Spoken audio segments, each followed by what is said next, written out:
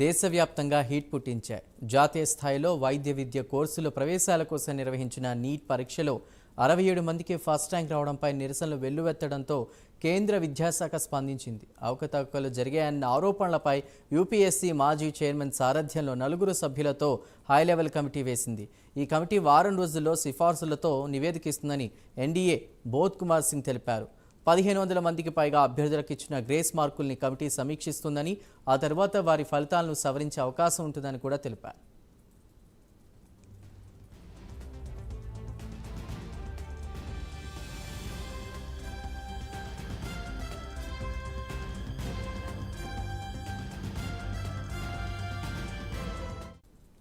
Grace మార్కులు ఇవ్వడం వల్ల పరీక్ష అర్హత ప్రమాణాలపై ఎలాంటి ప్రభావం ఉండదని సుబోధ్ కుమార్ సింగ్ తెలిపారు. ఆ అభ్యర్థుల ఫలితాన్ని సమీక్షించడం ద్వారా అడ్మిషన్ ప్రక్రియపైన ఏ ప్రభావం చూపదని వివరించారు.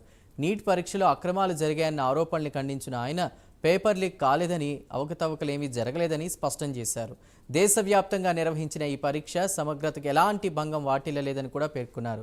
ఎన్సీఆర్టీ పాఠ్య పుస్తకాల్లో మార్పులు, పరీక్షా కేంద్రాల వద్ద సమయం కోల్పోవడంతో ఇచ్చినటువంటి గ్రేస్ మార్కుల వల్లే ఆ విద్యార్థులు అధిక మార్కులు సాధించడానికి కారణాలను వివరించారు. అయితే ఆ విద్యార్థులకు మళ్లీ పరీక్ష నిర్వహిస్తారా లేదా అనే ప్రశ్నకు ఆయన స్పందిస్తూ ఈ అంశంపై నిర్ణయం కమిటీ ఫార్సులను బట్టి ఉంటుందని చెప్పారు.